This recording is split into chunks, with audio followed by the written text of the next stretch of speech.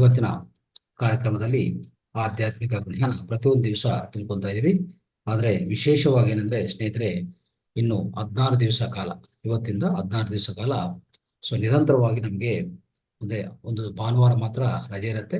ಆದ್ರೆ ಮಿಕ್ಕಿದ್ರು ಶನಿವಾರ, ಶುಕ್ರವಾರ ಪ್ರತಿಯೊಂದು ದಿವಸನೂ ನಾವು ಅಳವಡಿಸ್ಕೊತಂತ ಈ ಸಬ್ಜೆಕ್ಟ್ ಏನಂದ್ರೆ ಶೀತಾಯಾನ. ಸ್ನೇಹಿತರೆ, ಶೀತಾಯಾನ ಅದ್ಭುತವಾದ ಸೀತೆಯೇ ಯಾರು ಹೇಳದೆ ಸೀತೆಯ ಚರಿತ್ರ ಅನ್ನೋದು ಶೀತಾಯಾನ. ಸ್ನೇಹಿತರೆ, ಈ ಶೀತಾಯಾನ ಅನ್ನೋದು ಇವತ್ತಿಂದ ಶುರು ಮಾಡ್ತಾ ಇದೀವಿ. ಇವತ್ತಿನ ಕಾರ್ಯಕ್ರಮ ಪ್ರಾರಂಭಿಸಿಕೊಂಡ್ರೆ 16 ದಿವಸ ನಿರಂತರವಾಗಿ ನಡೀತದೆ. ಅದ್ಭುತವಾದ ಈ ಶೀತಾಯನ ಒಂದೊಂದು ಘಟನ ಅಂದ್ರೆ ಒಂದೊಂದು ವಿಧ ಘಟನೆಗಳು ಶೀತಾಯನದಲ್ಲಿ ಈಗಾಗಲೇ ಶೀತಾಯನ ಅನ್ನೋದು ಒಂದು ಒಳ್ಳೆ ಅದ್ಭುತವಾದ ಬುಕ್ ಇದೆ. ಆದ್ರೆ ಅದರಿಂದ ನಿಮ್ಗೆ ಸಂಗ್ರಹಿಸಿಕೊಂಡು ಕ್ಲುಪ್ತ ಸಂಕ್ಷಿಪ್ತವಾಗಿ ನಿಮ್ಗೆ ಅರ್ಥರಹಿತವಾಗಿ ಅರ್ಥ ಮಾಡ್ಕೋಬೇಕಂತ ಈಸಿ ವೇಯಲ್ಲಿ ಮೇಡಮ್ ಅವರು ಹೇಳ್ಕೊಡ್ತಾರೆ. ಈಗಾಗಲೇ ಈ ಸಬ್ಜೆಕ್ಟ್ ಅನ್ನು ಶೀತಾಯನ ಇವತ್ತಿನ ಪ್ರಾರಂಭಿಸ್ತಾ ಇದ್ವಿ. ಇಂಥ ಅದ್ಭುತವಾದ ಜ್ಞಾನವನ್ನು ತಿಳಿಸ್ಕೊಡಕ್ಕೆ ಈಗಾಗಲೇ ಮೇಡಮ್ ಉಮಾರಾಣಿ ಅವರು ಜಾಯ್ನ್ ಆಗಿದ್ದಾರೆ. ಮೇಡಮ್ನು ಈಗ ವೆಲ್ಕಮ್ ಮಾಡೋಣ. ಸ್ವಾಗತ madam. Thank you sir. Thank you. ನಮಸ್ತೆ. Thank you so much. ಮುಂದುವರಿಸ್ಬೋದು. Thank you. ಓಕೆ.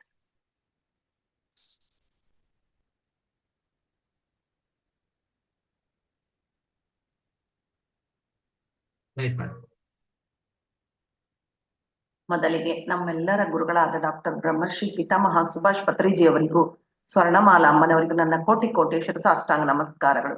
ನನಗೆ ಜನ್ಮ ನೀಡಿದ ತಂದೆ ತಾಯಿಗಳಿಗೂ ಹಾಗೂ ನನ್ನ ಪ್ರಥಮ ಗುರುಗಳಾದ ಶ್ರೀಮತಿ ಮನೋರಮಾ ಮೇಡಮ್ ರವರಿಗೂ ನನ್ನ ಹೃದಯಪೂರ್ವಕ ನಮಸ್ಕಾರಗಳು. ಈ ದಿನ ಸ್ನೇಹಿತರೆ, ಸೀತಾಮಾತೆಯ, ರಾಮದೇವರ, ಆಂಜನೇಯನ ಚೈತನ್ಯದೊಂದಿಗೆ, ಪತ್ರಿಜಿ ಗುರುಗಳ ಚೈತನ್ಯದೊಂದಿಗೆ ನಾವು ಈ ಒಂದು ಸೀತಾಯಣದ ಒಂದು ಕಥಾ ಶ್ರವಣವನ್ನು ಮಾಡೋಣ. 16 ದಿನಗಳ ಕಾಲ ನಾವು ಪೂರ್ತಿಯಾಗಿ ಸೀತೆಯ ಚೈತನ್ಯದೊಂದಿಗೆ ಇರೋಣ.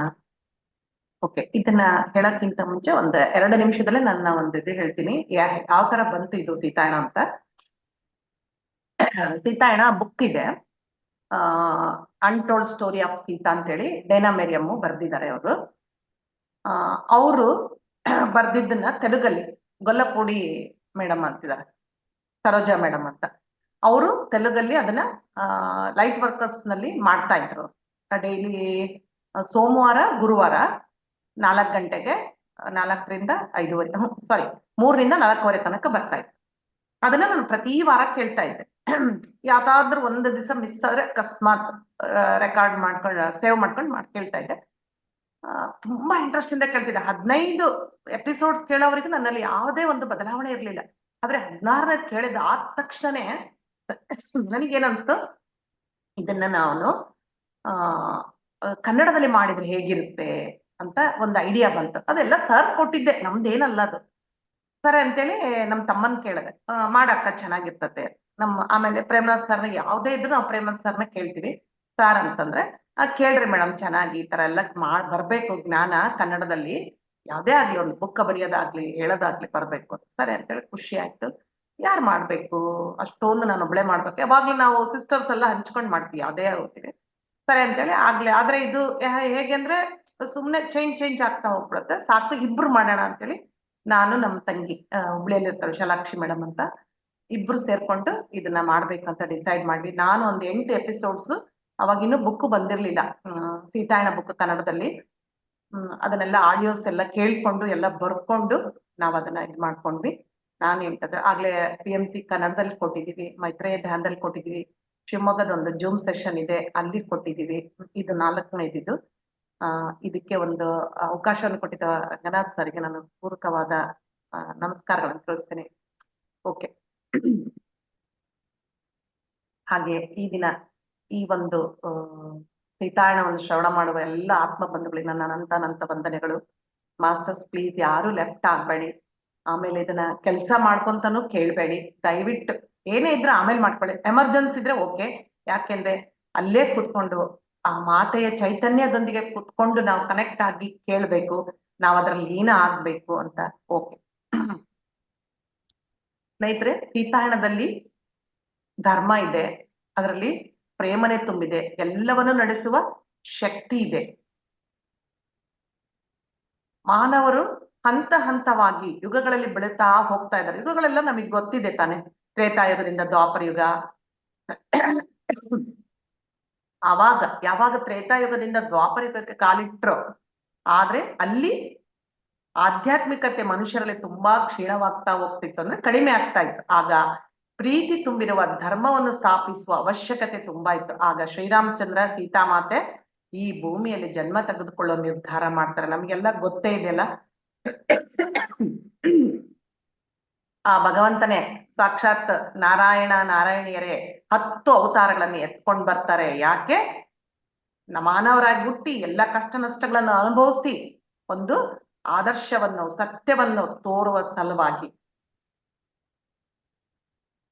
ಅವರ ಉದ್ದೇಶ ಒಂದು, ಸಂಪೂರ್ಣವಾಗಿ ಮತ್ತು ಸಮತುಲ್ಯವಾದ ಪ್ರೇಮವನ್ನು ಈ ಭೂಮಿಯಲ್ಲಿ ತರಲು ತಮಗೆ ತಾವೇ ಪ್ರೀತಿಯನ್ನು ವ್ಯಕ್ತಪಡಿಸಿದರು. ಅದನ್ನು ಭೂಮಿ ತಾಯಿಗೆ, ಸಕಲ ಮಾನವ ಕೋಟಿಗೆ ಹಾಗೂ ಇಡೀ ಬ್ರಹ್ಮಾಂಡಕ್ಕೆ ಅವರು ಆ ಪ್ರೇಮವನ್ನು ಹಂಚಿದ್ರು. ಅಷ್ಟೇ ಅಲ್ಲ, ಅಂತಹ ಪ್ರೇಮವನ್ನು ಅವರು ತಮ್ಮ ಸ್ವಲಾಭಗಳಿಗೆ, ಆಶೆಗಳಿಗೆ, ಭಾವೋದ್ವೇಗಗಳಿಗೆ ಸೀಮಿತಗೊಳಿಸಿ ಉನ್ನತವಾಗಿ ತೆಗೆದುಕೊಂಡು ಹೋಗ್ಬೋದೆಂದು ಮಾನವರಾಗಿ ಹುಟ್ಟಿ ಅವರು ತೋರಿಸ್ಕೊಟ್ಟಿದ್ದಾರೆ. ಮಾನವರಾಗಿ ಹುಟ್ಟಿ ಉದ್ದೇಶಗಳನ್ನು, ಅಂದ್ರೆ ಅತ್ಯುತ್ತಮವಾದ ಉದ್ದೇಶಗಳನ್ನು ಸಾಧಿಸಬಹುದು ಅಂತಾನೂ ತೋರಿಸ್ಕೊಟ್ಟಿದ್ದಾರೆ. ಸ್ನೇಹಿತರೆ, ಯಾವಾಗ ನಾವು ಈ ಅದ್ವಿತೀಯವಾದ ಪ್ರೀತಿಯನ್ನು ತೋರಿಸುತ್ತೇವೆ, ಆಗ ನಮ್ಮಲ್ಲಿರುವ ಅನಂತವಾದ ಪಾಸಿಬಿಲಿಟೀಸ್, ಅಂದ್ರೆ ಏನೇನಿದೋ ನಮ್ಮಲ್ಲಿ ಶಕ್ತಿ, ಎಲ್ಲವನ್ನು ನಾವು ಸಾಕ್ಷಾತ್ಕಾರಗೊಳಿಸ್ಬೋದು. ಇದು ಅವ್ರು ಯಾಕೆ ಭೂಮಿ ಮೇಲೆ ಹುಟ್ಟು ಅವತಾರ ತಗೊಂಡಿದ್ರು ಅನ್ನೋದಕ್ಕೆ ಒಂದು ನಿದರ್ಶನ. ಹಾಗೆ ನಾನು ಆಗ್ಲೇ ಸ್ಟಾರ್ಟಿಂಗ್ ಹೇಳಿದೆ, ಇದನ್ನ ಯಾರು ಬರ್ದಿದಾರಂತ, ಡೇನಾ ಮೆರಿಯಮ್ ಅಂತೇಳಿ. ಅವರ ಬಗ್ಗೆ ಒಂದು ಚೂರು ತಿಳ್ಕೊಂಡು ನಾವು ಕಥೆಗೆ ಹೋಗೋಣ. ಈ ಅನ್ಟೋಲ್ಡ್ ಸ್ಟೋರಿ ಆಫ್ ಸೀತಾ ಪುಸ್ತಕದ ಲೇಖಕಿಯರಾದ ಡೇನಾ ಮೆರಿಯಮ್ ಬಗ್ಗೆ ಸ್ವಲ್ಪ ತಿಳ್ಕೊಳ್ಳೋಣ ಸ್ನೇಹಿತರೆ. ಅವರು ನ್ಯೂಯಾರ್ಕ್ ನಲ್ಲಿ ಇರ್ತಾರೆ. ಅವರು global peace initiative of women ಸಂಸ್ಥೆಯ ಸಂಸ್ಥಾಪಕರು ಹಾಗೂ ಸಂಯೋಜಕರು. ಈ ಸಂಸ್ಥೆಯಲ್ಲಿ ಹಲವಾರು ಸಾಧಕರು ಕೂಡಿ ಕ್ಲಿಷ್ಟವಾದ ಆಧ್ಯಾತ್ಮಿಕ ಪ್ರಶ್ನೆಗಳಿಗೆ ಉತ್ತರಗಳನ್ನು ರೆಡಿ ಮಾಡ್ತಾ ಇದ್ರು. ಪ್ರಪಂಚದಲ್ಲಿ ನಡೀತಾ ಇರೋ ಸಂಘರ್ಷಗಳು, ಸೋಷಿಯಲ್ ಜಸ್ಟಿಸ್, ಸಾಮಾಜಿಕ ನ್ಯಾಯ, ಇನ್ನು ಹಲವಾರು ಸಮಸ್ಯೆಗಳಿಗೆ ಈ ಒಂದು ಪ್ಲಾಟ್ಫಾರ್ಮ್ ಮೂಲಕ ಅವರು ಪರಿಹಾರಗಳನ್ನು ಕೊಡುವ ಉನ್ನತವಾದ ಧ್ಯೇಯವನ್ನು ಅವರು ಇಟ್ಕೊಂಡಿದ್ರು. ಡೇನಾ ಮೆರಿಯಮ್ ಹಲವಾರು ಸಂಸ್ಥೆಗಳಿಗೆ ವೈಸ್ ಚೇರ್ಮನ್ ಹಾಗೂ ಬೋರ್ಡ್ ಮೆಂಬರ್ ಆಗಿ ಕೆಲಸ ಮಾಡಿದ್ದಾರೆ. Vice chairman of millennium world peace summit ಆಗಿಯೂ ಇದ್ದಾರೆ. ಇವರಲ್ಲಿ ಧಾರ್ಮಿಕ, ಆಧ್ಯಾತ್ಮಿಕ ಲೀಡರ್ಗಳೆಲ್ಲರನ್ನು ಒಂದು ಪ್ಲಾಟ್ಫಾರ್ಮ್ ಮೇಲೆ ಸೇರಿಸಿ ಎಲ್ಲ ಧರ್ಮಗಳಿಗೂ ಮೂಲ ಆಧ್ಯಾತ್ಮಿಕ ಹಿನ್ನೆಲೆ ಎಂದು ಸಾರಿದ್ದಾರೆ. ಎಲ್ಲ ಧರ್ಮಗಳನ್ನು ಮೇಲೆ ತರುವ ಕೆಲಸವನ್ನು ಸಹ ಮಾಡಿದ್ದಾರೆ. ಅವರು ಧ್ಯಾನ ಹಾಗೂ ಚಿಂತನೆಗಳನ್ನು ಲೋಕ ಕಲ್ಯಾಣದಲ್ಲಿ ಹೇಗೆ ಮೇಲೆ ತರಬೇಕು ಅಂತೇಳಿ ಕೃಷಿ ಮಾಡ್ತಾ ಇದ್ದಾರೆ. ಇವರು 40 ವರ್ಷಗಳ ಕಾಲ ಪರಮಹಂಸ ಯೋಗಾನಂದರ ಬಗ್ಗೆ ನಾವೆಲ್ಲ ಕೇಳಿದ್ದೀವಲ್ಲ, ಅವರ ಆಶ್ರಮದಲ್ಲಿ ಕ್ರಿಯಾಯೋಗವನ್ನು ಅಭ್ಯಾಸ ಮಾಡಿದ್ರು. ವೇದಗಳನ್ನು ಓದಿದ್ರು. ಕೊಲಂಬಿಯಾ ಯೂನಿವರ್ಸಿಟಿಯಲ್ಲಿ ವೇದಗಳ ಮೇಲೆ ರಿಸರ್ಚ್ ಸಹ ಮಾಡಿದ್ದಾರೆ. ಆಲ್ ಇಂಡಿಯಾ ಮೂವ್ಮೆಂಟ್ ಫಾರ್ ಸೇವಾ ಗ್ಲೋಬಲ್ ಹ್ಯಾಪಿನೆಸ್ ಸೆಂಟರ್ ಇನ್ ಭೂತಾನ್ ಸಂಸ್ಥೆಯಲ್ಲಿ ಅಡ್ವೈಸರ್ ಆಗಿ ಕೂಡ ಕೆಲಸ ಮಾಡಿದ್ರು. ಇವರಿಗೆ 2014ರಲ್ಲಿ ನಿರ್ವಾಣ ಪೀಸ್ ಅವಾರ್ಡ್ ಅನ್ನು ಕೂಡ ಕೊಡಲಾಯಿತು. ಅವರು ಎಷ್ಟೋ ಪುಸ್ತಕಗಳನ್ನು ಬರೆದಿದ್ದಾರೆ, ಎಷ್ಟೋ ಗತಜನ್ಮಗಳನ್ನು ನೋಡ್ಕೊಂಡಿದ್ದಾರೆ. ನಮ್ಮ ವೇದಗಳನ್ನು ಸಂಶೋಧನೆ ಮಾಡಿದ್ದರಿಂದ, ಕ್ರಿಯಾಯೋಗವನ್ನು ಅಭ್ಯಾಸ ಮಾಡಿದ್ದರಿಂದ ದೇವತೆಗಳ ಮೇಲೆ ಅವರಿಗೆ ತುಂಬಾ ಭಕ್ತಿ. ಅದರಲ್ಲೂ ರಾಮಚಂದ್ರ, ಸೀತಮ್ಮ ಅಂದ್ರೆ ಅವರಿಗೆ ಅಮಿತವಾದ ಭಕ್ತಿ. ಅವರಿಗೆ ತುಂಬಾ ಸರೆಂಡರ್ ಆಗಿದ್ದಾರೆ. ಇವರ ಜೀವನದಲ್ಲಿ ಶ್ರೀರಾಮ ಮತ್ತು ಸೀತಮ್ಮ ಎಷ್ಟರ ಮಟ್ಟಿಗೆ ಪ್ರಭಾವ ಬೀರಿದ್ದಾರೆ ಅಂದ್ರೆ, ಕಣ್ಣು ಮುಚ್ಚಿದ್ರೆ ಸಾಕು ಅವರಿಗೆ ಕಾಣಿಸ್ಕೊಳ್ತಾ ಇದ್ರು. ಅಷ್ಟೇ ಅಲ್ಲ, ಅವರಿಗೆ ತುಂಬಾ ಮೆಸೇಜ್ಗಳನ್ನು ಕೊಡ್ತಾ ಇದ್ರು. ಒಳಗಂದಲೇ ಅವರಿಗೆ ಸೀತಾಯಣ ಬರೆಯಲು ಸ್ಫೂರ್ತಿ ಆಯ್ತು ಅವರಿಗೆ. ಇಂತಹ ಪುಸ್ತಕ ನಮ್ಮ PSSMಗೆ ಬಂದಿರುವುದು ನಮ್ಮ ಸುಕೃತ. ಇದೊಂದು ವಜ್ರ ಅಂತ ಹೇಳಿದ್ದಾರೆ ಸರ್. ನಾವು ಈಗ ಕಣ್ಣು ಮುಚ್ಚಿಕೊಂಡು ಸೀತಮ್ಮ ಎನರ್ಜಿ ಜೊತೆ ಕನೆಕ್ಟ್ ಆಗಿ ಈ ಕಥೆಯನ್ನು ಕೇಳೋಣ. ಇದು ಪುಸ್ತಕ the untold story of Sita, ಆಂಗ್ಲ ಭಾಷೆಯಲ್ಲಿ ಅವರು ಬರೆದಿದ್ದಾರೆ. ರಾಮಾಯಣ ಕಥೆ ನಮಗೆಲ್ಲ ಗೊತ್ತಿರೋದೆ, ಆದ್ರೆ ಈ ಪುಸ್ತಕದಲ್ಲಿ ಎಷ್ಟೋ ವಿಷಯಗಳು ಹೊಸ ಹೊಸ ಕೋನಗಳಲ್ಲಿ ನೋಡ್ತಾ ಇದೀವಿ ನಾವು. ಎಷ್ಟೋ ಮೆಸೇಜಸ್ಗಳಿವೆ. ಆ ಮೆಸೇಜ್ಗಳನ್ನೆಲ್ಲ ಈಗ ನೋಡೋಣ ನಾವು.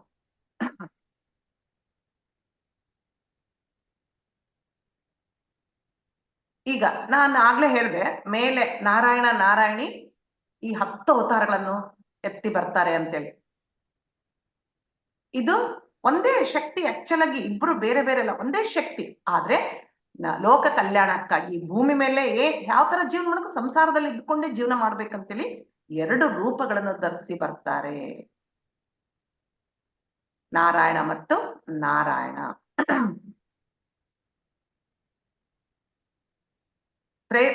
ಶ್ರೀರಾಮ ಹಾಗೂ ಸೀತಾಮಾತೆಯರು ಆ ಚೈತನ್ಯದ ಒಂದು ಅಂಶಗಳು. ಅವರು ಈ ಭೂಮಿಯಲ್ಲಿ ಯಾವಾಗ ಅವತರಿಸಿದರೆ ತ್ರೇತಾಯುಗದ ಕೊನೆಯ ಹಾಗೂ ದ್ವಾಪರ ಯುಗದ ಆರಂಭ ಹೊತ್ತಿನಲ್ಲಿ ಅವರು ಹೊಸ ಸಂಸ್ಕೃತಿಯನ್ನು ಅಳವಡಿಸಿದ್ರು. ಎಷ್ಟು ಗಟ್ಟಿಯಾಗಿರ್ಬೇಕಂತಂದ್ರೆ, ಎಷ್ಟೋ ಮುಂಬರುವ ಮಿಲಿಯನ್ ವರ್ಷಗಳ ಜನರು ಇದನ್ನು ನೋಡ್ಬೇಕು. ನಿಧಾನವಾಗಿ ಈ ಸಿವಿಲೈಸೇಷನ್ ಸಮಸ್ತವು ಗ್ಯಾಲಾಕ್ಟಿಕ್ ಸೆಂಟರ್ ಆಫ್ ಮ್ಯಾಗ್ನೆಟಿಸಮ್ಗೆ ದೂರವಾಗ್ತಾ ಬರುವಂತ ಸಮಯದಲ್ಲಿ, ಮನುಷ್ಯ ತನ್ನನ್ನು ತಾನು ಮರೆತು ಹೋಗುವಂತಹ ಸಮಯದಲ್ಲಿ ಬೇಕಾಗೋ ಗೈಡೆನ್ಸ್ ಎಲ್ಲವೂ ಈ ಡಿವೈನ್ ಚೈತನ್ಯ ಸ್ವರೂಪರಾದ ಶ್ರೀರಾಮ ಮತ್ತು ಸೀತಾಮಾತೆಯ ರೂಪದಲ್ಲಿ ಬಂತು.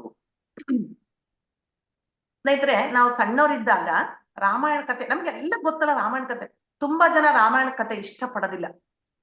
ರಾಮ ಏನದು ಅಗಸನ್ ಮಾತಿಗೆ ಇದು ಕೊಡ್ತಾನೆ, ಆಮೇಲೆ ರಾವಣ ಏನಾದ್ರೂ ಸೀತೆನ ಎತ್ಕೊಂಡು ಹೋಗಕ್ಕಾಗ್ತದ, ಈ ತರ ಎಲ್ಲ ಒಂದು ಕಲ್ಪನೆ ಒಂದು ನಮ್ಮಲ್ಲಿತ್ತು.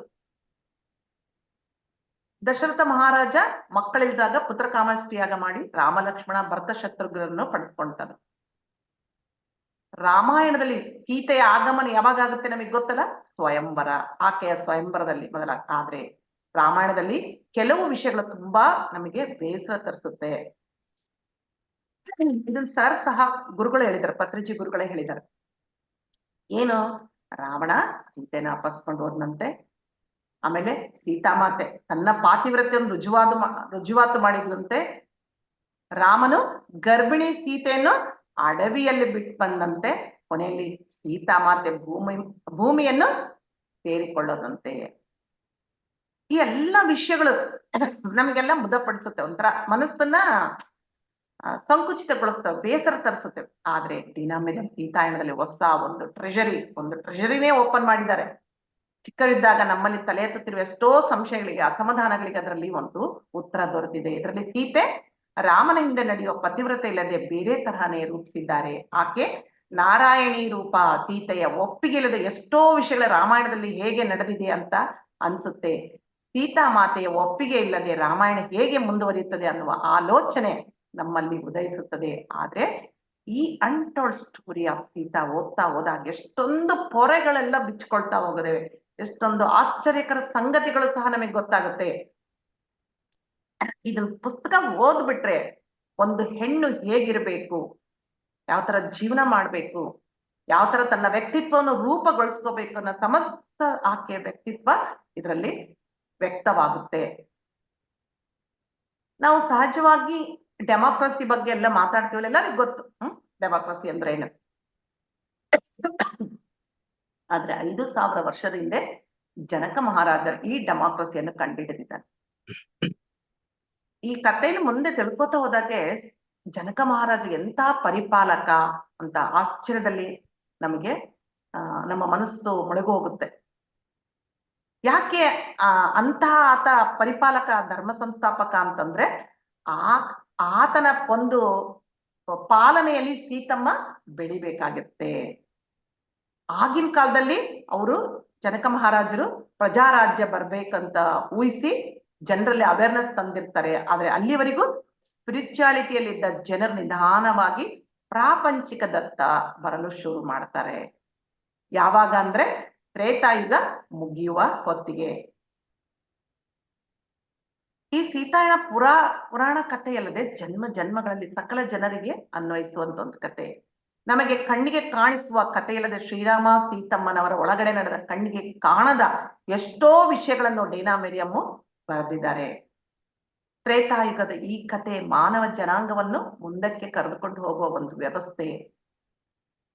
ಅವ್ರೇನಾದ್ರೂ ಅಕಸ್ಮಾತ್ ಸೀತಾಮ್ಮ ಶ್ರೀರಾಮಚಂದ್ರ ಎಲ್ದಿದ್ರೆ ಜನರು ಅಸ್ತವ್ಯಸ್ತವಾದ ಅಭದ್ರತಾ ಜೀವನವನ್ನು ನಡೆಸಬೇಕಾಗಿರ್ತಿತ್ತು.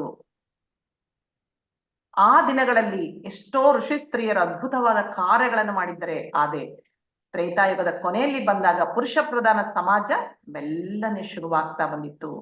ಸತ್ಯಯುಗದಿಂದ ತ್ರೇತಾಯುಗದವರೆಗೂ ಎಷ್ಟೋ ಋಷಿಗಳು ಮತ್ತು ಋಷಿ ಪತ್ನಿಯರು ತುಂಬಾ ಸಾಹಸಯುಕ್ತವಾದ ಕೆಲಸಗಳನ್ನೆಲ್ಲ ಮಾಡ್ತಾ ಬಂದ್ರು ಅಲ್ಲಿವರೆಗೆ. ಯಾವಾಗ? ಈಗ ಮತ್ತೆ ಈಗ ಫಿಮೇಲ್ ಎಂಪವರ್ಮೆಂಟ್ ಸ್ಟಾರ್ಟ್ ಆಗಿದೆ. ಇಂಥ ಸಮಯದಲ್ಲಿ ಸೀತಾಯಣವನ್ನು ಓದುವುದಾಗಲಿ ಕೇಳುವುದಾಗಲಿ ತುಂಬಾ ಅದ್ಭುತವಾದ ಕೆಲಸ. ನಾವು ಈ ಕಥೆಯನ್ನು ಕೇಳಿದಾಗ ಏನಾಗುತ್ತೆ, ಆತ್ಮದ ಜೊತೆ ಕನೆಕ್ಟ್ ಆಗ್ತೀವಿ. ಇದೆಲ್ಲ ಸೀತಾಯಣ ಓದ್ತಾ ಇರೋದು ಬೇರೆ ಕತೆ ಇಲ್ಲ, ಇದು ನಮ್ಮ ಕತೆ, ನಮ್ಮ ಧ್ಯಾನಿಗಳ ಕತೆ ಅಂತ ಒಂದು ಅಭೂತಪೂರ್ವವಾದ ಅನುಭವ ನಮಗಾಗುತ್ತೆ. ಇದು ಎಲ್ಲರಿಗೂ ಕನೆಕ್ಟ್ ಆಗುವಂತ ಕತೆ. ಡೇನಾ ಮಿರಿಯಂ ಏನ್ ಮಾಡ್ತಾರೆ, 2015ರಲ್ಲಿ ಋಷಿಕೇಶಕ್ಕೆ ಬಂದಿರ್ತಾರೆ ಅವರು.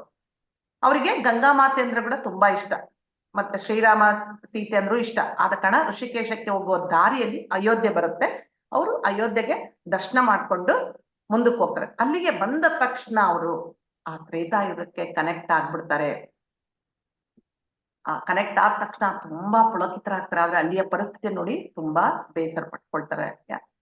ಅಲ್ಲಿಂದ ಸರಿಯೂ ನದಿ ಹತ್ರ ಬರ್ತಾರ ಅವರು. ಅಲ್ಲೇ ನದಿ ಇದೆಯಲ್ಲ, ಆದ್ರೆ ದೋಣಿಯನ್ನು ಹತ್ತಿದ ತಕ್ಷಣ ಎಚ್ಚರ ಹೋಗ್ಬಿಡುತ್ತೆ ಅವರಿಗೆ. ಯಾಕೆ ಎಚ್ಚರ ಹೋಗುತ್ತೆ? ರಾಮದೇವರ ಎನರ್ಜೀಸ್ ಜೊತೆಗೆ ಕನೆಕ್ಟ್ ಆಗ್ತಾರೆ. ನಂತರ ಅಲ್ಲಿಂದ ಮತ್ತೆ ಅವರು ನ್ಯೂಯಾರ್ಕ್ಗೆ ವಾಪಸ್ ಬರ್ತಾರೆ. ಮತ್ತೆ 2016ರಲ್ಲಿ ಜಮ್ಮು ಕಾಶ್ಮೀರ ದರ್ಶನ ಮಾಡ್ತಾರೆ. ಅಲ್ಲಿಯ ರಘುನಾಥ ಟೆಂಪಲ್ ಅಂತ ಒಂದಿದೆ, ಅಲ್ಲಿ ಹೋಗಿ ಆ ದೇವರ ದರ್ಶನ ಮಾಡ್ತಾರೆ.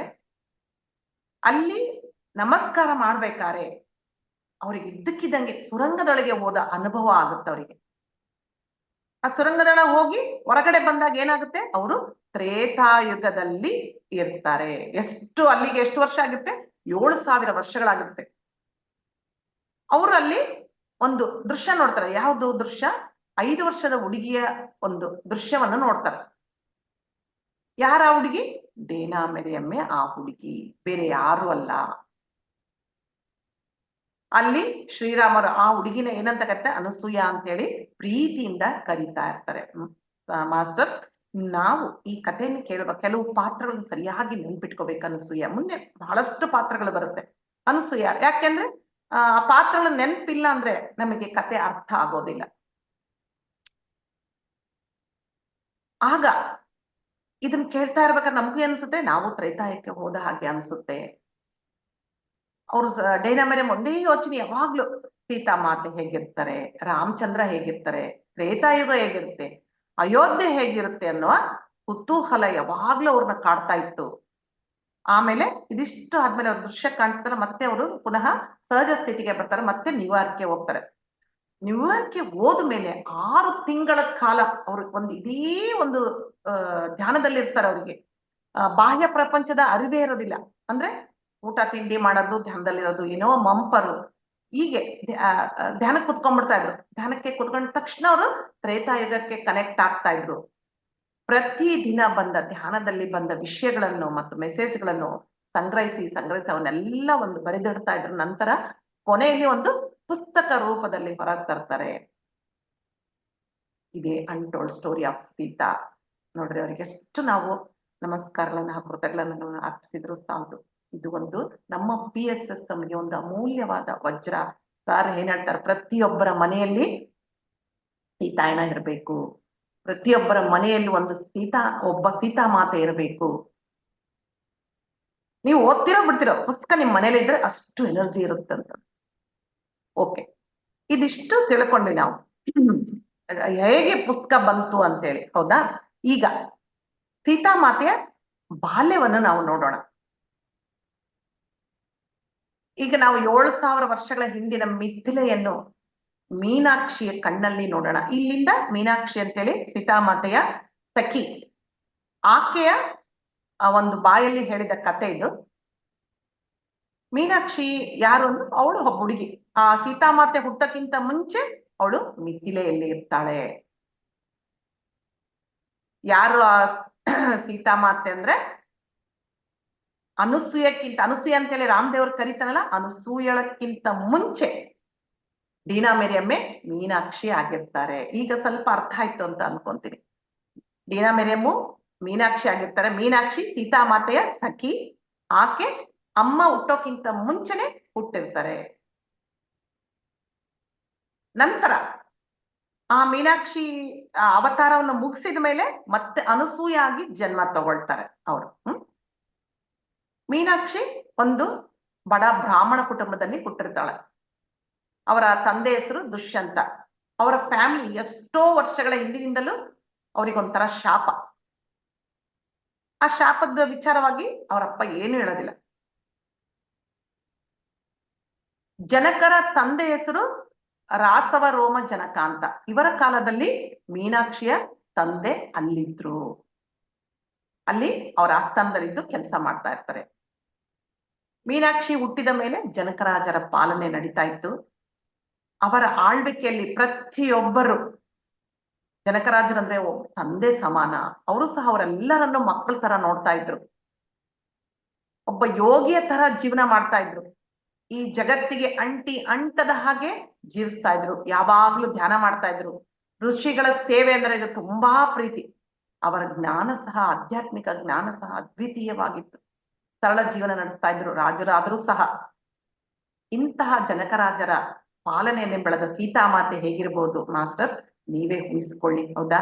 ಈಗ ಸರ್ ನಮಗೆ ಯಾವ ತರ ಇರು ಅಂತ ಹೇಳಿದಾರೆ ಗುರುಜಿ, ಅದೇ ತರ ಅವರು ಜೀವನ ಮಾಡ್ತಾ ಇದ್ರು. ಮತ್ತೆ ಮಹಾರಾಜರು ಆದ್ರೂ ಯಾವ ಒಂದು ಅಂತಸ್ತಿನ ಮೋಹಕ್ಕೆ ಒಳಗಾಗದೆ ಅವರು ಜೀವನ ಮಾಡ್ತಾ ಇದ್ರು.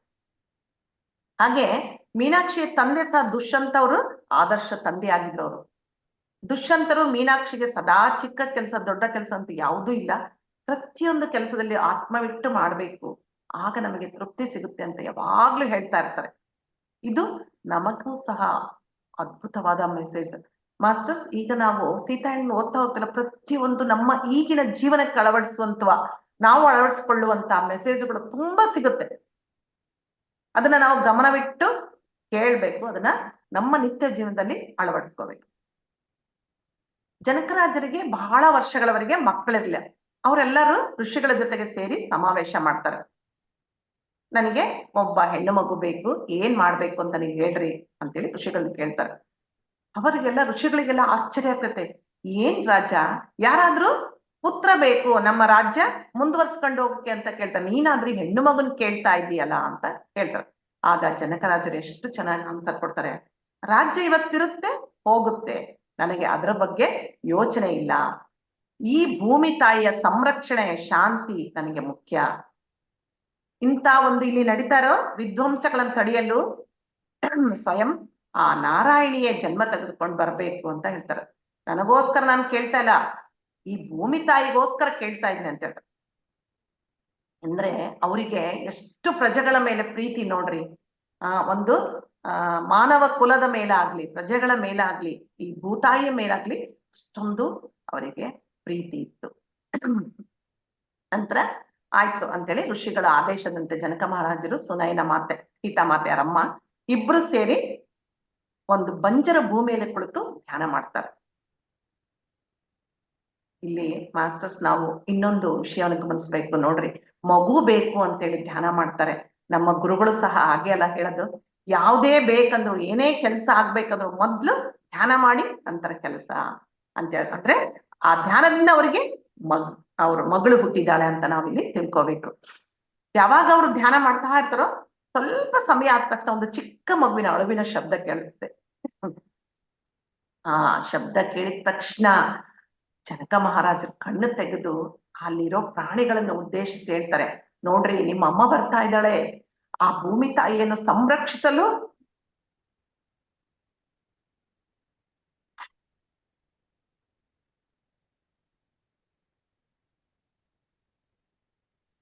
ಭೂಮಿ ತಾಯಿಯನ್ನು ಸಂರಕ್ಷಿಸಲು ಬರ್ತಾ ಇದ್ದಾಳೆ ಅಂತೇಳಿ ತುಂಬಾ ಆರ್ದ್ರತೆಯಿಂದ ಹೇಳ್ತಾರೆ.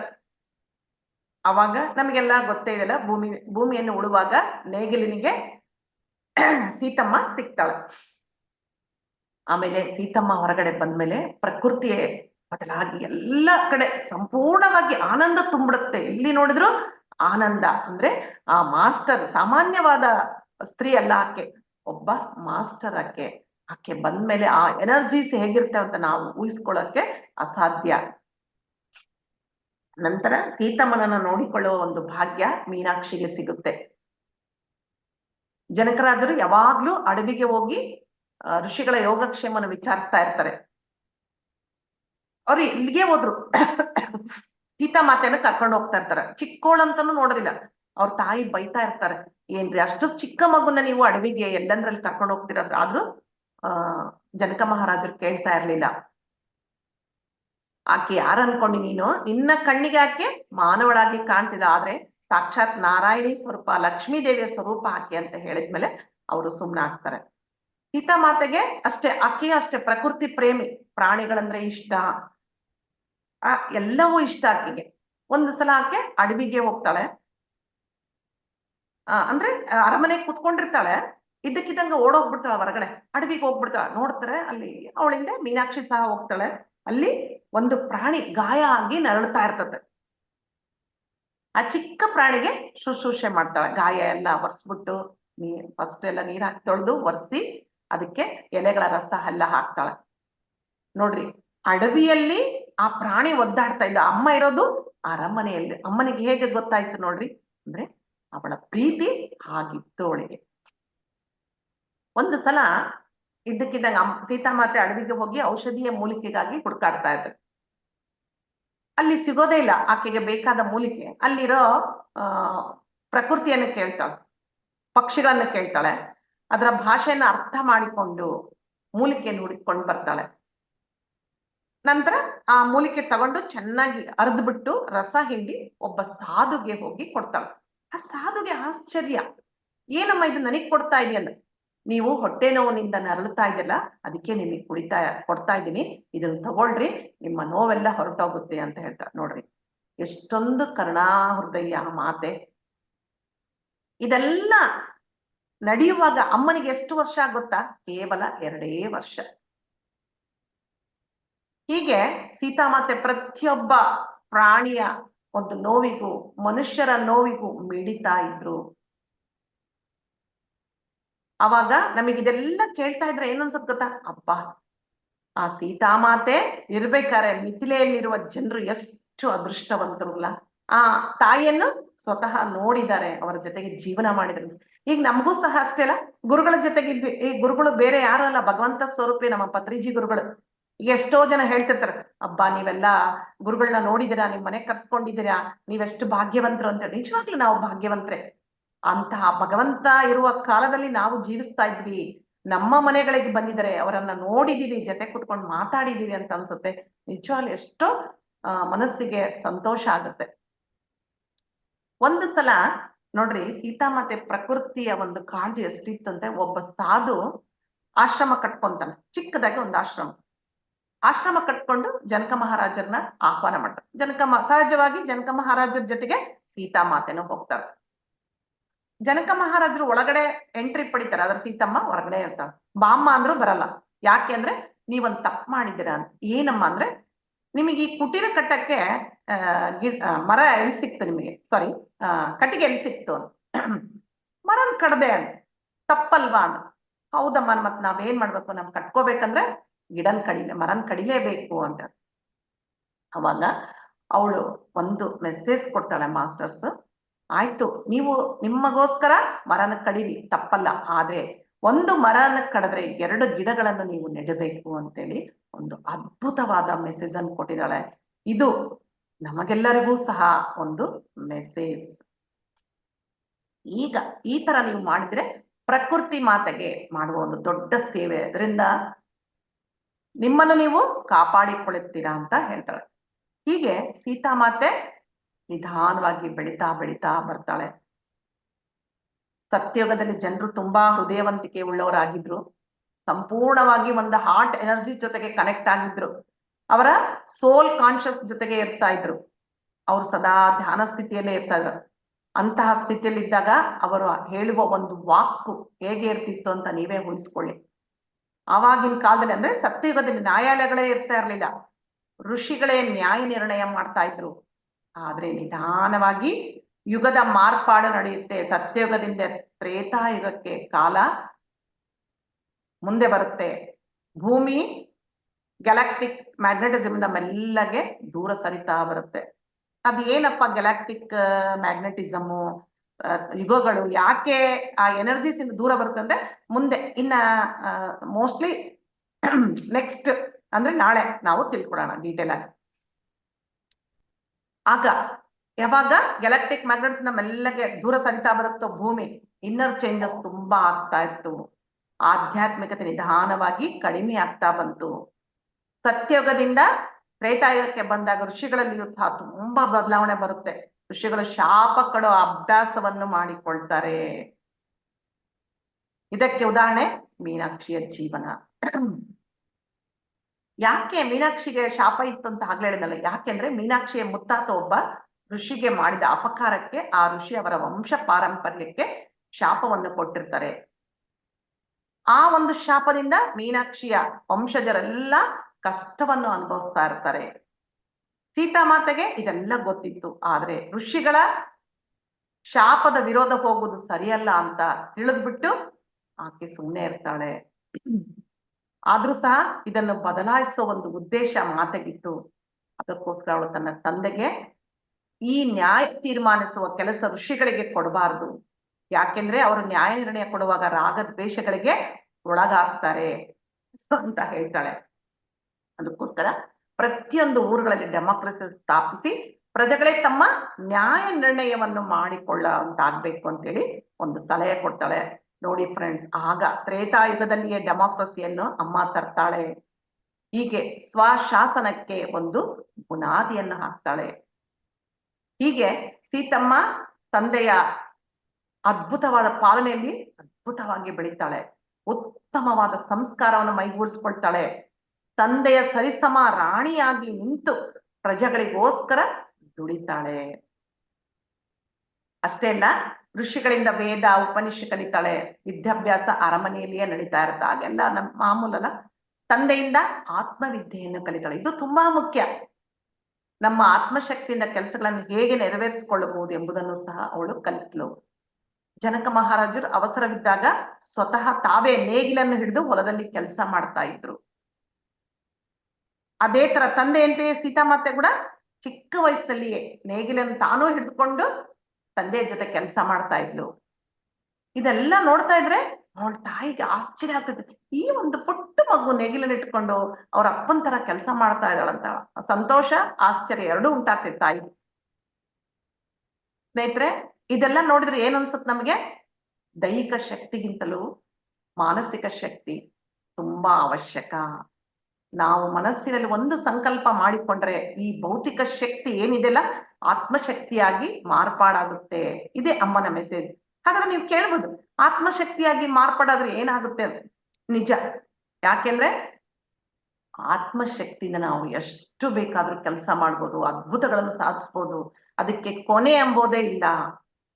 ಅದಕ್ಕೆ ಈ ಶಕ್ತಿ ಎಲ್ಲ ಏನು, ಕೇವಲ ಸೀಮಿತ. ಇದು ಭೌತಿಕ ಶಕ್ತಿ. ಇವಾಗ ನಮಗ್ ಚೆನ್ನಾಗಿರ್ತೀವಿ, ಈಗ ಇನ್ನೊಂದು 10 ವರ್ಷ 20 ವರ್ಷ ಹೋದ್ರೆ ಮತ್ತೆ ವಯಸ್ಸಾಗುತ್ತೆ, ಆ ಶಕ್ತಿ ನಮಗೆ ಕುದ್ದೋಗ್ಬಿಡುತ್ತೆ. ಆದ್ರೆ ಆತ್ಮಶಕ್ತಿ ಹಾಗಲ್ಲ. ಓಕೆ, ಸೀತಮ್ಮನ ಜೀವನದಲ್ಲಿ ಸೋಮಳ ಆಗಮನ ಆಗುತ್ತೆ. ಸೋಮ ಯಾರು? ಸೀತಾಮಾತೆಯ ಸಮವಯಸ್ಕಳು. ಆಕೆ ಅಮ್ಮನ ಪರಿಚಾರಿಕೆಯಾಗಿ ಅರಮನೆಯಲ್ಲೇ ಇರ್ತಾ ಇದ್ಲು. ಯಾವ ತರ ಇರ್ತಿದ್ಲು ಅಂದ್ರೆ ಸೋಮ ನೋಡ್ರಿ, ಕೆಲಸದವ್ರಂದ್ರೆ ಹೇಳಿದ್ರೆ ಸಾಕು, ಬಾಯಿ ತೆಗೆದು ಹೇಳ್ಬೇಕು. ಆದ್ರೆ ಅಮ್ಮನ ಕಣ್ಣುಗಳನ್ನ ನೋಡಿ ಸೀತಾಮಾತೆಗೆ ಏನ್ ಬೇಕು ಏನ್ ಬೇಡ ಏನು ವಿಷಯ ಹೇಳ್ತಾ ಇದ್ದಾಳ ಅಂತ ಅಷ್ಟು ತಿಳ್ಕೊಂತ ಇದ್ಲು. ಅಷ್ಟು ಅವರಿಬ್ಬರ ನಡುವೆ ಬಾಂಧವ್ಯ ಇತ್ತು. ಇವರಿಬ್ಬರ ಬಾಂಧವ್ಯ ನೋಡಿ ಅರಮನೆಯಲ್ಲಿ ಎಲ್ಲರೂ ಆಶ್ಚರ್ಯ ಪಡ್ತಾ ಇರ್ತಾರೆ. ಅಷ್ಟು ಅವರ ಕಮ್ಯುನಿಕೇಶನ್ ತುಂಬಾ ಚೆನ್ನಾಗಿತ್ತು. ಸೀತಮ್ಮ ಚಿಕ್ಕ ವಯಸ್ಸಿಂದಲೇ ಧ್ಯಾನ ಮಾಡ್ತಾ ಇದ್ರು. ಚಿಕ್ಕ ವಯಸ್ಸಿನಲ್ಲೇ ತಂದೆ ಸಹ ಇದನ್ನು ಪ್ರೋತ್ಸಾಹಿಸ್ತಾ ಇದ್ರು. ನೋಡ್ರಿ, ಆಗಿನ ಕಾಲದಲ್ಲೇ ಧ್ಯಾನ ಇತ್ತು. ಅಮ್ಮ ಧ್ಯಾನದಲ್ಲಿ ತುಂಬಾ ಪರಿಣಿತ ಆಗಿದ್ಲು. ನಿಜವಾಗ್ಲೂ ಈ ಧ್ಯಾನ ಅನ್ನೋದು ನಮ್ಮ ಗುರುಗಳು ನಮಗೆ ಕೊಡದೇ ಇದ್ರೆ ನಮ್ಮ ಜೀವನ ಹೇಗಿರುತ್ತೆ ಅಂತ ಊಹಿಸ್ಕೊಳ್ಳೋಕೆ ಅಸಾಧ್ಯ ಆಗತ್ತೆ. ಎಲ್ಲೋ ಅಡಿಗೆ ಮನೆಗೆ ಸೀಮಿತ ಆಗ್ತಾ ಇದ್ವಿ. ಈಗ ಧ್ಯಾನ ಕಲ್ತಿದ್ರಂದ್ರೆ ನಾವು ಈ ದಿನ ನಿಮ್ಮ ಮುಂದೆ ಬಂದು ಈ ತರ ನಾವು ಮಾತಾಡ್ತಾ ಇರೋದು, ಅಮ್ಮನ ಕಥೆಯನ್ನು ಶ್ರವಣ ಮಾಡ್ತಾ ಇರೋದು, ಹೌದಲ್ಲ? ಅದಕ್ಕಾಗಿ ನಮ್ಮ ಗುರುಗಳಿಗೆ ನಾವು ಎಷ್ಟು ಕೃತಜ್ಞತೆಗಳನ್ನ ಅರ್ಪಿಸಿದ್ರು ಸಾಲದು. ಆ ಧ್ಯಾನದಿಂದ ನಮ್ಮ ಆತ್ಮಶಕ್ತಿಯನ್ನು ಬೆಳೆಸ್ಕೊಂಡು ಏನಾದ್ರೂ ಸಾಧನೆ ಮಾಡ್ಬೋದು. ಪ್ರತಿಯೊಬ್ಬರಿಗೂ ಆ ಶಕ್ತಿ ಇದೆ, ಕೇವಲ ಒಬ್ಬರಿಗೆ ಸೀಮಿತ ಅಲ್ಲ. ವಯಸ್ಸಾದ್ಮೇಲೆ ಏನ್ ಬೇಕಾದ್ರೂ ಕಲಿಬಹುದು.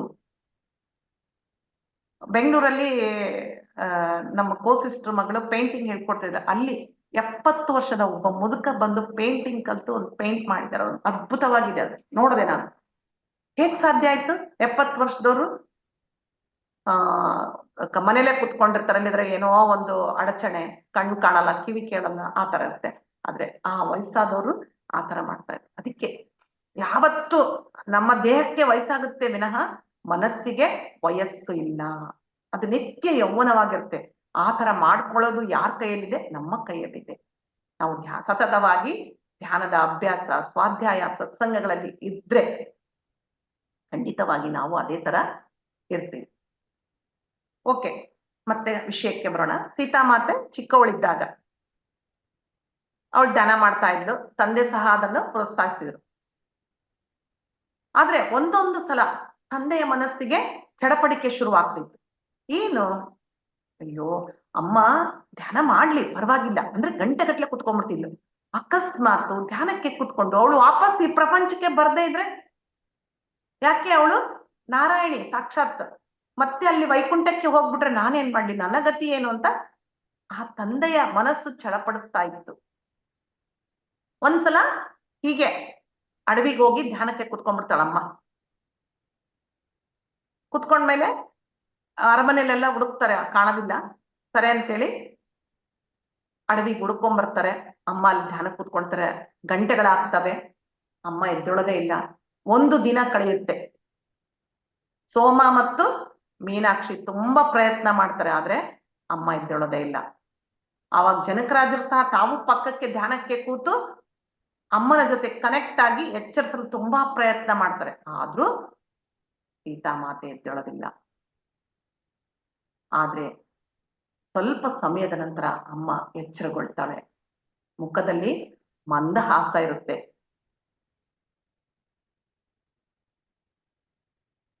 ಜನಕರು ಅವಾಗ ಹೇಳ್ತಾರೆ, ಏನಮ್ಮ ಯಾಕೆ ಬೇಗನೆ ನೀನು ಎಚ್ಚರಗೊಳ್ಳಿಲ್ಲ, ಆದ್ರೆ ಈಗ ಹೇಗೆ ಎಚ್ಚರಗೊಂಡೆ ಅಂತ ಕೇಳ್ತಾರೆ. ಆಗ ಅಮ್ಮ, ತಂದೆ, ಯಾವುದೋ ಒಂದು ಆನಂದದ ಸ್ಥಿತಿ ನನ್ನನ್ನು ಈ ಭೂಮಿಗೆ ಕರೆತಂತು. ಅದು ಧ್ಯಾನದ ಒಂದು ಪರಮಾನಂದದ ಸ್ಥಿತಿಗಿಂತಲೂ ಅನುಭೂತಿಯುಳ್ಳದ್ದಾಗಿತ್ತು ಅಂತ ಹೇಳ್ತಾರೆ. ಆಗ ಜನಕರಾಜರು, ಅಬ್ಬಾ, ಯಾರಾದ್ರೇನು, ಯಾವ ಶಕ್ತಿ ಆದ್ರೇನು ನಿನ್ನಂತೂ ಭೂಮಿಗೆ ಕರ್ಕೊಂಬಂದ್ರಲ್ಲ, ಆ ಶಕ್ತಿಗೆ ನಾನು ಕೃತಜ್ಞತೆ ಅರ್ಪಿಸ್ತೀನಿ, ನಮಸ್ಕಾರ ತಿಳಿಸ್ತೀನಿ ಅಂತ ಹೇಳ್ತಾರೆ. ಅವಾಗ ಅಮ್ಮ ಮನಸ್ಸಿನಲ್ಲಿ ಅನ್ಕೊಳ್ತಾಳೆ, ಈಗ ಅನ್ಕೊಳ್ತಾಳೆ. ಯಾಕೆಂದ್ರೆ ಅವ್ರಿಗೆಲ್ಲ ಗೊತ್ತಿರುತ್ತೆ ತಮ್ಮ ಒಂದು ಜೀವನ ಮುಂದೆ ಏನಾಗುತ್ತೆ, ಯಾತಕ್ಕೋಸ್ಕರ ಬಂದು ಎಲ್ಲ ನೆನಪಿರುತ್ತೆ ಅವರಿಗೆ. ಆದ್ರೂ ನೆನಪು ಇಲ್ಲದವರ ತರಹ, ಸಾಮಾನ್ಯ ಮಾನವರ ತರಹ ಜೀವನ ಮಾಡ್ತಾರೆ. ಆಗ ಅಮ್ಮ ಅನ್ಕೊಳ್ತಾಳೆ, ಯಾವ ಶಕ್ತಿ ನನ್ನನ್ನು ವಾಪಸ್ ಈ ಭೂಮಿಗೆ ಕರೆತಂತೋ ಆ ಶಕ್ತಿಯನ್ನೇ ನಾನು ವಿವಾಹವಾಗುತ್ತೇನೆ. ಯಾಕೆಂದ್ರೆ ಧ್ಯಾನದಲ್ಲಿ ಕುಳಿತಾಗ ಅಮ್ಮನಿಗೆ ಶ್ರೀರಾಮಚಂದ್ರರ ಕನೆಕ್ಷನ್ ಉಂಟಾಗಿರುತ್ತೆ. ಆ ಧ್ವನಿಯನ್ನು ಕೇಳಿಯೇ ಅಮ್ಮ ಧ್ಯಾನದಿಂದ ಹೊರಗೆ ಬಂದಿರ್ತಾರೆ. ಓಕೆ ಮಾಸ್ಟರ್ಸ್, ಇದು ಮೊದಲನೇ ಅಧ್ಯಾಯ ಸೀತಾಮಾತೆದು. ನಿಜವಾಗ್ಲೂ ಅಮ್ಮನ ಒಂದು ಜೀವನ ಚರಿತ್ರೆಯನ್ನು ಹೇಳ್ಬೇಕಾರೆ ನನಗೆ ನಿಜವಾಗ್ಲೂ ಕಣ್ಣಲ್ಲೇ ನೀರೇ ಬಂದು, ಯಾಕಂದ್ರೆ ನಾನು ಅಷ್ಟು ಕನೆಕ್ಟ್ ಆಗ್ಬಿಡ್ತೀನಿ ಅದಕ್ಕೆ. ಯಾಕೆಂದ್ರೆ ನಮಗೆ ಈ ಸೌಭಾಗ್ಯ ಕೊಟ್ಟಿದ್ರೆ ನಮ್ಮಿಬ್ಬರಿಗೆ, ನಿಜವಾಗ್ಲೂ ಆ ತಾಯಿಗೆ ನಾನು ಹೃದಯಪೂರ್ವಕ ನಮಸ್ಕಾರ, ಧನ್ಯವಾದ ಅರ್ಪಿಸ್ತೀನಿ. ಯಾಕೆಂದ್ರೆ ನಾವು ಈಗ ಪುಸ್ತಕಗಳು ಬಂದಿದೆ, ಇಲ್ಲ ಅಂತ ಹೇಳಲ್ಲ, ಆದ್ರೂ ನಾವು ಫಸ್ಟಿಗೆ ಸ್ಟಾರ್ಟ್ ಮಾಡಿದಾಗ ಪುಸ್ತಕ ಇರ್ಲಿಲ್ಲ. ಅದಕ್ಕೋಸ್ಕರ ಆಮೇಲೆ ತುಂಬಾ ಜನರಿಗೆ ಓದೋ ಒಂದು ಹವ್ಯಾಸ ಇರೋದಿಲ್ಲ. ಅಂಥವ್ರಿಗೆಲ್ಲ ಈ ತರ ಆಡಿಯೋಸ್ಗಳನ್ನ ಕೇಳಿದ್ರೆ ತುಂಬಾ ಹೃದಯ ತುಂಬಿ ಬರುತ್ತೆ, ಖುಷಿ ಆಗುತ್ತೆ. ನಾವು ಈ ಕಥೆಯನ್ನು ಹೇಳುವಾಗ ಏನನ್ಸುತ್ತಂದ್ರೆ ನಾವೇ ಅಲ್ಲಿ ಇದೀವೇನೋ ತ್ರೇತಾಯುಗದಲ್ಲಿ, ನಮ್ ಮುಂದೆ ಇದೆಲ್ಲ ನಡೀತಾ ಇದೆ ಅನ್ನುವಂತ ಅನುಭೂತಿ ಸಿಗುತ್ತೆ. ನಿಜ ಅದೇ ತರನೇ ಬರ್ಬೇಕು. ಅವಾಗ ನಾವು ರಾಮ ಸೀತೆಯರ ಎನರ್ಜೀಸ್ ಜೊತೆಗೆ ಕನೆಕ್ಟ್ ಆಗ್ತೀವಿ. ಅವಾಗ ನಮಗೂ ನಮ್ಮ ಬಾಡಿಯಲ್ಲೂ ಫುಲ್ ಎನರ್ಜಿ ಬರುತ್ತೆ. ಸ್ನೇಹಿತರೆ, ದಯವಿಟ್ಟು ಯಾವತ್ತೂ ನೀವು ತಪ್ಪಿಸೋದಿಲ್ಲ, ಯಾವ ಒಂದು ಕ್ಲಾಸ್ ಅನ್ನು ತಪ್ಪಿಸ್ಬಾರ್ದು. ದಯವಿಟ್ಟು ಈ 16 ಎಪಿಸೋಡ್ಗಳನ್ನು ಒಬ್ರು ಮಿಸ್ ಮಾಡದೆ ದಯವಿಟ್ಟು ಕೇಳಿ ಅಂತ ನಾನು ನಿಮ್ಮೆಲ್ಲರನ್ನು ಕಳಕಳಿಯಿಂದ ಕೇಳ್ಕೊಳ್ತೀನಿ. ಈ ಒಂದು ಅವಕಾಶ ಕೊಟ್ಟ ಪತ್ರಿಜಿ ಗುರುಗಳಿಗೆ, ರಂಗನಾಥ್ ಸರಿಗೂ, ನಿಮ್ ಎಲ್ಲ ಆತ್ಮ ಬಂಧುಗಳಿಗೆ ನನ್ನ ಅನಂತ ಧನ್ಯವಾದಗಳು. Thank you. ಥ್ಯಾಂಕ್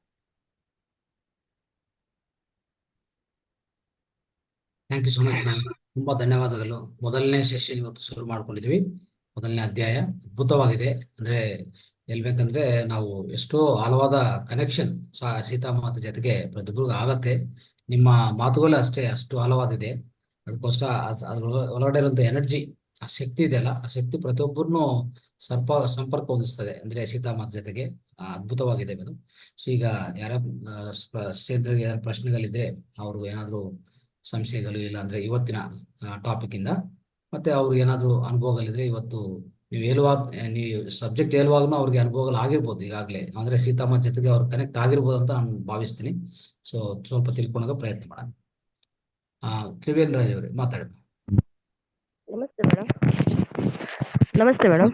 ನಮಸ್ತೆ, ಹೇಳಿ ಮೇಡಮ್, ಈ ಕಥೆ ಸ್ಟಾರ್ಟ್ ಮಾಡಿದಾಗ ಹೇಳಿದ್ರಲ್ಲ ಬೀನಾ ಮೇರಿಯಂ ಅಂತ, ಡೇನಾ ಮೇರಿಯಂ. ಅವರು ಎಲ್ಲಿಯವರು ಮೇಡಮ್? ಅವರಾ ಡೆನ್ಮಾರ್ಕ್, ಅಲ್ಲ ಸಾರಿ ನ್ಯೂಯಾರ್ಕ್.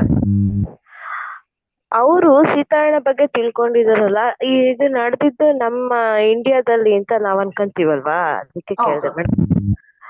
ಅವ್ರಿಗೆ ಹೆಂಗೆ ಇದೆಲ್ಲ ಗೊತ್ತಾಯ್ತು ಮೇಡಮ್? ಇನ್ನೊಂದು, ಈಗ ನಮ್ಮ ಆತ್ಮ ಯಾವ್ದೋ ಎಷ್ಟೋ ಜನ್ಮಗಳನ್ನ ತಗೊಂತೀವಂತೆ ನಮಗ್ ಗೊತ್ತಿದೆಯಲ್ಲ.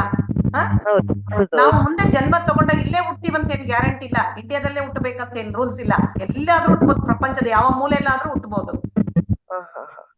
ಹಾಗೆ ಅವರು ರಾಮದೇವ್ರ ಜೊತೆ ಕನೆಕ್ಟ್ ಆಗಿರ್ತಾರೆ. ಹಾಗೆ ಅವ್ರು ಬಂದಾಗ, ಇಲ್ಲಿ ಇಂಡಿಯಾಕ್ ಬಂದಾಗ ರಘುನಾಥ ಟೆಂಪಲ್ ಹೋದಾಗ ಅವರಿಗೆ ರಾಮದೇವರು ಕನೆಕ್ಟ್ ಆಗಿ ಅಲ್ಲಿ ಹೋದ್ಮೇಲೆ ಅವ್ರು ಧ್ಯಾನಕ್ಕೆ ಕುತ್ಕೊಂಡಾಗ ಮೆಸೇಜಸ್ ಎಲ್ಲ ಬರ್ತವೆ. ಹಾಗಾದ್ರೆ ನೀವು ಬೇರೆ ಊರಲ್ಲಿ, ಅಂದ್ರೆ ಸಾರಿ ಬೇರೆ ದೇಶದಲ್ಲಿ ಧ್ಯಾನ ಮಾಡ್ತಾ ಇರ್ತಾರೆ ತುಂಬಾ ಜನ, ಅವರಿಗೆಲ್ಲ ಮಾಸ್ಟರ್ಸ್ ಕಾಣಿಸ್ಕೊಳ್ತಾರೆ ರಾಮ ಅವರೆಲ್ಲ ಅವ್ರಿಗೆ ಹೆಂಗ್ ಬಂದ್ರು? ಇಂಡಿಯಾದಾಗ ಇಲ್ಲಲ್ಲ ಅವ್ರು ಅಂತ ನಾವು ಅನ್ಕೊಳಕ್ ಆಗುತ್ತಾ? ಸರಿ ಮೇಡಮ್. ಆಮೇಲೆ ಆ ಮಾತೆ ಯಾರ ಮೂಲಕ ಬರೆಸ್ಬೇಕಾಗಿರುತ್ತೋ ಅವ್ರಿಗೆ ಆ ಒಂದು ಮೆಸೇಜಸ್ ಕೊಡ್ತಾರ. ಅವರಿಂದ ಆಗ್ಬೇಕಾಗಿರ್ತ ಕೆಲಸ. ಅವರಿಂದ ಇದು ತಿಳ್ಕೊಂಡು ತುಂಬಾ ಇದಾಗಿ ತುಂಬಾ. ಇನ್ನೊಂದು ನೀವು ಗಮನ ಬಿಟ್ರೆ ಇಲ್ಲ ಗೊತ್ತಿಲ್ಲ ನಂಗೆ, ಆ ಸೀತಾಮಾತೆ ಪರಿಚಾರಕ್ಕೆಲ್ಲಿ ಒಬ್ಬಳು ಡೀನಾ ಮೇರಿಯಂ ಆಗಿ ಜನ್ಮ ತಗೊಂಡಿರ್ತಾಳೆ. ಅದನ್ನ ಹೇಳಿದ್ರಲ್ಲ, ಅದಕ್ಕೆ ನನ್ಗೆ ಆಶ್ಚರ್ಯ ಆಗಿ ಕೇಳ್ದೆ ಮೇಡಮ್. ಥ್ಯಾಂಕ್ ಯು ಮೇಡಮ್, ತುಂಬಾ ಚೆನ್ನಾಗಿತ್ತು ಇವತ್ತಿಂದು.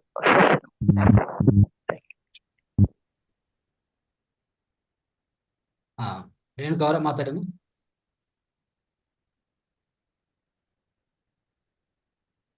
ಮೊಟ್ಟ ಮೊದಲನೇದಾಗಿ ನಿಮಗೆ ನಮಸ್ಕಾರಗಳು.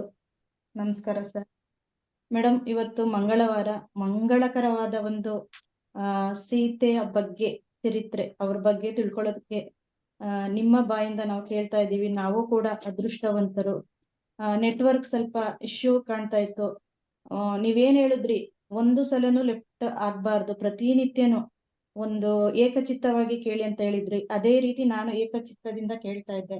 ಯಾಕಪ್ಪ ಈ ತರ ಆಗ್ತಿದೆ ಅಂತ ಒಂದ್ 4 ಸಲ ಆಗಾಯ್ತು, ಸ್ವಲ್ಪ ಮಿಸ್ ಆಗಿದೆ. ಆದ್ರೂ ಕೂಡ ಸ್ವಲ್ಪ ಅರ್ಥ ಆಯ್ತು ಮೇಡಮ್ ನನ್ಗೆ. ನಾವೆಲ್ಲರೂ ಕೂಡ ಅದೃಷ್ಟವಂತರು ಮೇಡಮ್. ಹೇಳ್ದ ಸೀತಾಮಾತೆಯ ಬಗ್ಗೆ ತಿಳ್ಕೊಳ್ತಾ ಇದ್ದೀವಿ. ನಾವೆಲ್ಲರೂ ಕೂಡ ಸೀತಾಮಾತೆ ತರನೂ ಆಗ್ಬೇಕು ಅನ್ನೋ ಒಂದು ಆಶೆ ಇದೆ. Thank you so much madam. ಇಷ್ಟು ಬೇಗ ಮುಗೀತಾ ಫಸ್ಟ್ನೇ ಅಧ್ಯಾಯ ಅಂತ ಎಲ್ಲೋ ಒಂದ್ ಕಡೆ ಅನ್ನಿಸ್ತು. ನಾಳೆನೂ ಕೂಡ ಒಂದು ಕಾತರದಿಂದ ಕಾಯ್ತಾ. Thank you so much madam. ತುಂಬಾ ಚೆನ್ನಾಗಿ ತಿಳಿಸ್ಕೊಟ್ಟಿದ್ದೀರಾ. ಧನ್ಯವಾದಗಳು ಮೇಡಮ್. Thank you madam. ಸ್ನೇಹಿತರೆ, ಸೊ ಇನ್ನು ಯಾರಾದ್ರೂ ಪ್ರಶ್ನೆಗಳು ಇಲ್ಲಾಂದ್ರೆ ನಿಮ್ಮ ಅನುಭವ ಹಂಚ್ಕೊಳ್ಳಿ ಇವತ್ತಿನ ಕಾರ್ಯಕ್ರಮದ್ದು ದಯವಿಟ್ಟು. ಅಂದಾವರ್ಲಿ ಮೇಡಮ್ ಮಾತಾಡಿ. ನಮಸ್ತೆ ಸರ್. ನಮಸ್ತೆ ಮೇಡಮ್. ನಮಸ್ತೆ. ಇವತ್ತು ನಾವು ರಾಮಾಯಣದ ಬಗ್ಗೆ ಕೇಳಿದ್ವಿ ಮೇಡಮ್. ಸೀತಾಯನದ್ದು ಕೇಳಿದ್ವಿ ಇವತ್ತೇ ಮೊದ್ಲೇ ನಾನು. ನಾವು ಚಿಕ್ಕವರಿದ್ದಾಗ ರಾಮಾಯಣ ಅಂತ ಒಂದ್ ಸಣ್ಣ ಬುಕ್ ಬರ್ತಿತ್ತು ಮೇಡಮ್. ಅವಾಗಾದ್ರೂ ಕೇಳಿ ಮಕ್ಕಳಿಗೆಲ್ಲ ಇದ್ ರಾಮಾಯಣದ ಬಗ್ಗೆ ಸ್ವಲ್ಪ ಮಾಹಿತಿ ಇರ್ತಿತ್ತು. ಸೀತಾ ಬಗ್ಗೆ ಆಯ್ತು. ಈಗ ಅದು ಪಠ್ಯ ಪುಸ್ತಕದಲ್ಲೇ ಇಲ್ಲ. ಅದನ್ನ ನಮ್ಗ ಕೊಡ್ತಾ ಇದ್ ಕಂಪಲ್ಸರಿ ನಾವು ಮಗ್ಗಿ ಪುಸ್ತಕ ಅದೊಂದು ಖರೀದಿ ಮಾಡ್ಲೇಬೇಕಾಯ್ತು ಮೊದ್ಲ. ಈಗಿಲ್ಲ, ಅದು ಮಕ್ಕಳಿಗೆ ಇನ್ನೂ ಇದು ಧ್ಯಾನ ಬೇಕಂತ ಅನಿಸ್ತು ಮೇಡಮ್. ಯಾಕಂದ್ರ ರಾಮಾಯಣದಲ್ಲಿ ಎಲ್ಲರೂ ನೋಡುದಿಲ್ಲ ರಾಮಾಯಣನ. ಅದಕ್ಕ ನಮ್ಮ ಏನ್ ತಾವ್ ಹೇಳಿದ್ರಲ್ಲ ಮೇಡಮ್, ಸೀತಾಯನದ್ದು ಅದ್ ಎಲ್ಲಿಂದ ಹೋಗಿ ನೋಡ ನಮ್ಮ ಆತ್ಮಗಳು ಎಲ್ಲಿ ಹೋಗಿ ಎಲ್ಲಿ ಜನ್ಮ ತಾಳಿ ಯಾವ ಯಾವ ಸಾಧನೆ ಮಾಡ್ತಾವ ಅಂತ ಅನ್ನೋದು ಅರ್ಥ ಆಯ್ತು ಮೇಡಮ್. ಈ ಧ್ಯಾನದಿಂದ ನಾವು ಪುಣ್ಯವಂತರು. ಯಾಕಂದ್ರ ಇಲ್ಲಿ ಇರುವವರು ಸಾಕಷ್ಟು ಜನರಿಗೆ ರಂಗನಾಥ್ ಸರ್ಗ ಅವಕಾಶ ಕೊಟ್ರ, ಆದ್ರ ಬಾಳ ನಾವು 50 ಜನ ಮಾತ್ರ ಇರ್ತೇವೆ ಅಂತಂದ್ರ ನಾವು ಏನೋ ಒಂದು ಇದು ಮಾಡಿದೇವೆ, ಅದಕ್ಕೆ ಈ ಕನೆಕ್ಷನ್ ಆಗಿದೆ ಅಂತ ಖಂಡಿತ ಅನ್ಕೊಂತೇನೆ ಖಂಡಿತ ಮೇಡಮ್. ಮೇಡಮ್, ಖಂಡಿತ. ಸುಮ್ನೆ ಯಾರು ಹೇಳಲ್ಲ. ತಮ್ಮಂತವ್ರದ್ದು ತಮ್ಮಿಂದ ಪ್ರತಿದಿನ ನಾವು ಒಬ್ಬೊಬ್ಬರಿಂದ ಒಂದೊಂದು ಕಲಿತಾ ಇದ್ದೇವಂದ್ರೆ ನಮಗೂ ಇದು ಕನೆಕ್ಷನ್ ಇದೆ ಅಂತ ಅನಿಸ್ತೈತಿ. ಇದನ್ನ ನಾವು ಗಟ್ಟಿಗೊಳಿಸ್ಬೇಕು, ಇದನ್ನ ಬಿಡಬಾರ್ದು. ತಾವ್ ಹೇಳ್ದಂಗ ಒಂದು ದಿನಾನು ಮಿಸ್ ಮಾಡ್ದಂಗ ನಾನು ಕೇಳ್ತೇನೆ ಮೇಡಮ್. ಒಳ್ಳೇದಿತ್ತು ಮೇಡಮ್ ಕ್ಲಾಸ್ ಮಾತ್ರ. ತಾವು ಅದನ್ನ ಮನಸಾರೆ ಅನುಭವಿಸ್ಕೊಂಡು ಹೇಳಿದ್ರಲ್ಲ, ಅದು ನನಗ ತುಂಬಾ ಅಂದ್ರೆ ನಾವು ಅನ್ಕೊಂಡಾಗದು ನಾವು ಅದರಲ್ಲಿ ಆಳವಾಗಿ ಇಳಿದಾಗ ಮಾತ್ರ ಅದು ಅನುಭವ ಆಗ್ತೈತಿ ಅಂತ ಅನ್ನೋದು ಗೊತ್ತಾಯ್ತು madam. Thank you madam. Thank you, ಒಳ್ಳೇದು. Thank you, thank you.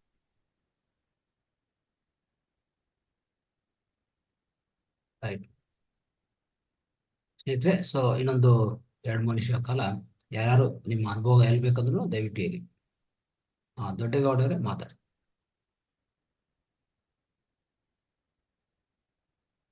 ಅನ್ಮಿಟ್ ಮಾಡ್ಕೊಳ್ಳಿ ದೊಡ್ಡಗೌಡ.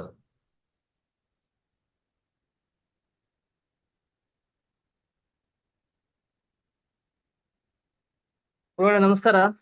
ನಮಸ್ತೆ ಸರ್. ನಮಸ್ತೆ ಮೇಡಮ್. ನಮಸ್ತೆ ನಮಸ್ತೆ. ಅದೇ ರಾಮಾಯಣದ ಬಗ್ಗೆ ಇವತ್ತು ತುಂಬಾ ಸಲ ಕೇಳಿದ್ದೆ.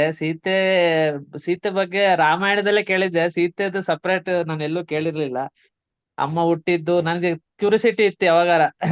ಎಲ್ಲಿ ಸಿಗುತ್ತೆ ನಮ್ಗೆ ಅನುಭವನೇ ಇಲ್ಲ, ಎಲ್ಲಿ ಸಿಗುತ್ತೆ ಅಂತ ಗೊತ್ತಿರ್ಲಿಲ್ಲ. ಇವತ್ತು ಒಂಥರ ನೀವ್ ಹೇಳಿದ್ದು ತುಂಬಾ ಖುಷಿ ಆಯ್ತು ನನಗೆ. ಅಮ್ಮ ಹುಟ್ಟುವಾಗ ನೀವು ಭಾವುಕರಾಗೋದ್ರಿ 2 ನಿಮಿಷ. ಅದು ನನ್ಗೂ ಒಂದ್ ಅನುಭವ ಆಯ್ತು. ಒಂಥರ ನಮ್ಮನೇಲಿ ಈಗ ಹೊಸ ಪ್ರಪಂಚ ಬಂದಂಗೆ ಒಂಥರ ಮೈಂಡ್ ಅಲ್ಲಿ ಫ್ರೆಶ್ ಆಗ್ಬಿಡ್ತು ಹಂಗೇನೆ. ಇಲ್ಲ ಅದು ಸರ್, ಅನುಭವ ಚೆನ್ನಾಗಿದೆ ಸರ್. ಮುಂದೆ ಇನ್ನೂ ಚೆನ್ನಾಗಿದಾವೆ ಎಪಿಸೋಡ್ಸ್ ಎಲ್ಲ. ಅಂದ್ರೆ ನಾವು ನಮಗ್ ಗೊತ್ತಿರೋ ಸ್ವಲ್ಪ ಅಲ್ಲ ಅಮ್ಮನ ಬಗ್ಗೆ, ಅದು ಹೌದು. ಬೇರೆ ಬೇರೆ ರೂಪಗಳಲ್ಲಿ ಕಾಣಿಸುತ್ತೆ ನಮಗೆ. ಅದೇ ಅನ್ಕೋತಾ ಇದೀವಿ ಸರ್.